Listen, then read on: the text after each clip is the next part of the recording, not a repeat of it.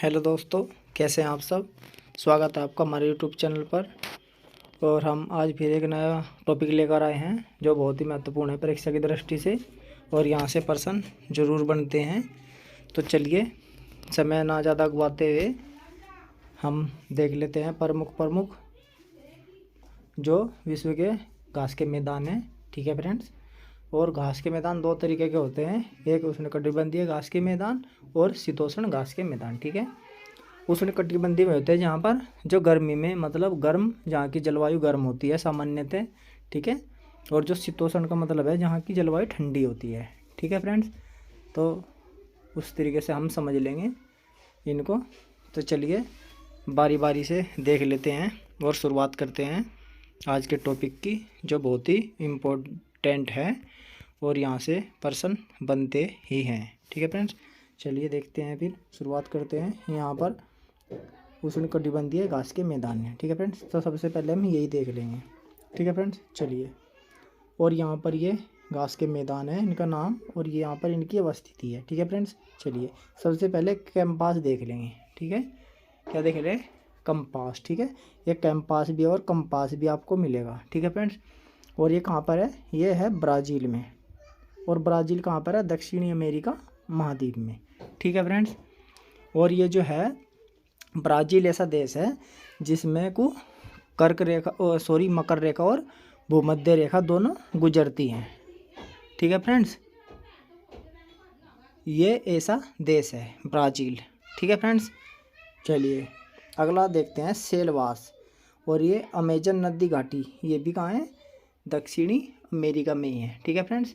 और ये प्रशांत महासागर के किनारे है। ठीक है फ्रेंड्स। ये बिल्कुल पश्चिम में है। ठीक है फ्रेंड्स। और ये कंपास की ही सीध में है बिल्कुल। ठीक है फ्रेंड्स। ये भूमध्य रेखा और मकर रेखा के बीच में ही आते हैं। ठीक है फ्रेंड्स। चलिए अगला देखते हैं लानोज। ठीक है फ्रेंड्स। ये वेनेजुएला, ये भी कहाँ है? दक्षिण अफ्रीका में। ठीक है। कौन सा है? लानोज। ठीक है। और ये कर्क रेखा और भूमध्य रेखा के बीच में है। ठीक है फ्रेंड्स। ये कर्क रेखा और भूमध्य रेखा के बीच में है। ठीक है फ्रेंड्स। चलिए आगे देखते हैं अगला सवाना घास का मैदान। ये मध्य पूर्व अफ्रीका में है। ठीक है फ्रेंड्स। कहाँ है? और ये बिल्कुल आपने सुना होगा सहारा। सहारा क्या है? मरुस्थल। ठीक है, जो दुनिया का सबसे बड़ा मरुस्थल है। ठीक है। और ये बिल्कुल जस्ट उसके नीचे ही घास का मैदान है, सवाना। ठीक है फ्रेंड्स। और ये बिल्कुल भूमध्य रेखा के बीचों बीच है। ठीक है फ्रेंड्स। ये बीच में है, ऊपर भी है और नीचे भी है। ठीक है फ्रेंड्स। चलिए हम अगला देख लेते हैं। अगला है पटाना, और ये कहाँ पर है? श्रीलंका में। ठीक है फ्रेंड्स, श्रीलंका में। और एक जो अभी मैं बताऊँ आपको, ये जो श्रीलंका का है पटाना, आप इसको ऐसे भी देख सकते हैं। ये बिल्कुल जो अंडमान निकोबार है उसके ही बिल्कुल जस्ट आगे है, लेकिन जो उसका क्षेत्र है, जलीय क्षेत्र है, उसमें आता है। ठीक है फ्रेंड। तो कभी दूसरी आपको किताब कहीं ये भी मिल जाए कि ये इंडिया में ही है या अंडमान निकोबार द्वीप समूह में, तो ऐसा नहीं है। ये सिर्फ कहाँ है? श्रीलंका में ही है। ठीक है फ्रेंड। चलिए अब हम ये देख लेते हैं। जो ये थे दोस्तों, ये जहाँ पर यहाँ, चलो एक बार ये भी समझा दूँ मैं आपको। देखो, जो ये उष्णकटिबंधीय है। ठीक है फ्रेंड्स। उष्णकटिबंधीय का मतलब जहाँ पर उष्ण है, मतलब गर्मी है। ठीक है फ्रेंड्स। तो आप यदि आपको जानकारी नहीं है, ठीक है फ्रेंड्स, तो आपको कैसे करना है पेपर में, ये जगह के हिसाब के आप देख लेना। मैंने अभी बताया। ठीक है। ये जितने भी हैं, ठीक है फ्रेंड्स, ये कितने हैं? ये 5 हैं। ठीक है फ्रेंड्स। ये 5 के 5 कहाँ पड़ रहे हैं? ये कर्क रेखा और मकर रेखा के बीच में। ठीक है, कर्क रेखा और मकर रेखा के बीच में पड़ रहे हैं। ठीक है फ्रेंड्स। और ज़्यादातर कहाँ हैं? भूमध्य रेखा के या विषुवत रेखा के पास। ठीक है।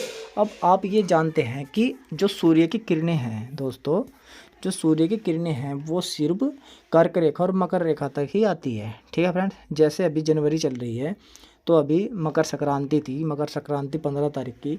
तो अभी सूर्य ने क्या किया, मकर रेखा में प्रवेश किया, मतलब मकर राशि में या मकर रेखा पर टच किया। अब वो मकर रेखा से भूमध्य रेखा की तरफ वापस जाएगा, जैसे अभी वापस आ रहा था, ठीक है फ्रेंड्स। और जब मई जून होगी तब कर्क रेखा पे पहुंच जाएगा, ठीक है फ्रेंड्स। अब ऐसे ही, क्योंकि सूरज की किरणें सिर्फ यहीं पड़ती हैं, ठीक है, और लंबवत पड़ती हैं भूमध्य रेखा पर, तो ज़्यादा गर्मी होती है, ठीक है फ्रेंड।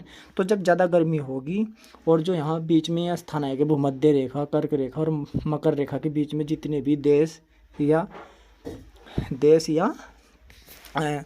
महाद्वीप आएंगे वे गर्म होंगे, वे स्थान गर्म होंगे, ठीक है फ्रेंड। तो ये जितने भी आ रहे हैं ये सब इसी बीच में आ रहे हैं, इसलिए मैंने आपको शुरू में ही बताया कि ये जैसे सवाना घास का मैदान है, कहाँ पर है, बिल्कुल भूमध्य रेखा के पास। तो जब भूमध्य रेखा के पास है तो आपको आइडिया लग जाना चाहिए कि सबसे ज़्यादा गर्मी कहाँ होती है, उष्णता कहाँ है, भूमध्य रेखा में। और जब भूमध्य रेखा में है तो जहाँ सवाना घास का मैदान है तो गर्मी होगी, उष्ण होगी। तो सीधी सी बात है, तो उष्ण घास का मैदान कहाँ पे है, ये कहाँ पे है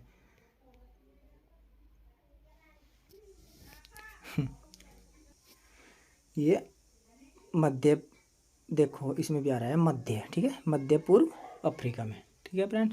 चलिए आप ये समझ गए होंगे, जहाँ पर गर्मी होगी सीधी सी भाषा में वहाँ पर ये उष्ण कटिबंधीय, कटी का मतलब कमर, बंदी का मतलब बांधने वाला, जो कमर को बांधने वाला मतलब बेल्ट, ठीक है। बेल्ट से कहते हैं ना, बेल्ट कहाँ है, कट्टी मैंने कमर होता है, ठीक है फ्रेंड्स। और घास के मैदान, चलिए समझ गए होंगे। और ये जितने भी इधर वाले हैं, ठीक है फ्रेंड्स, ये वहाँ होंगे जो इस वाले क्षेत्र में नहीं पड़ते होंगे, ठीक है फ्रेंड्स। मतलब कि ये ज़्यादातर कर्क रेखा से ऊपर और मकर रेखा से नीचे, ठीक है फ्रेंड्स, वहाँ स्थित होंगे। तो चलिए इन्हें भी देख लेते हैं, जैसे पंपास, ठीक है फ्रेंड्स। तो ये कहाँ है, अर्जेंटीना में, ठीक है फ्रेंड्स, पंपास। और ये कई बार प्रश्न आ चुका है। तो पंपास कहाँ है, अर्जेंटीना कहाँ है, बिल्कुल नीचे है, ठीक है, बिल्कुल नीचे, ठीक है फ्रेंड्स, मकर रेखा से भी नीचे है। इसके बाद वेल्ड, ये कहाँ है, दक्षिण अफ्रीका में। दक्षिण अफ्रीका में, दक्षिण अफ्रीका कहाँ है, बिल्कुल अफ्रीका महाद्वीप में नीचे, बिल्कुल कति सबसे नीचे, ठीक है, मकर रेखा से भी नीचे, ठीक है फ्रेंड्स। और एक और बता दूं, जो अफ्रीका महाद्वीप है उसमें ने तीनों रेखाएं निकल रही हैं, कर्क रेखा, भूमध्य रेखा और मकर रेखा, ठीक है फ्रेंड्स। ये प्रश्न पूछ लेता है कि उस महाद्वीप का नाम बताए जिसमें तीनों रेखाएं निकल रही हैं, ठीक है फ्रेंड्स। चलिए अब अगला देखते हैं, डाउन्स, ठीक है। अब डाउन्स का मतलब नीचे, डाउन में क्या होता है, नीचे। और ऑस्ट्रेलिया का है नक्शे में भी नीचे ही है, ठीक है। और इसके ऑस्ट्रेलिया के बीच बीच क्या निकल रही है, मकर रेखा, और ये मकर रेखा से नीचे है, ठीक है, ठीक है फ्रेंड्स।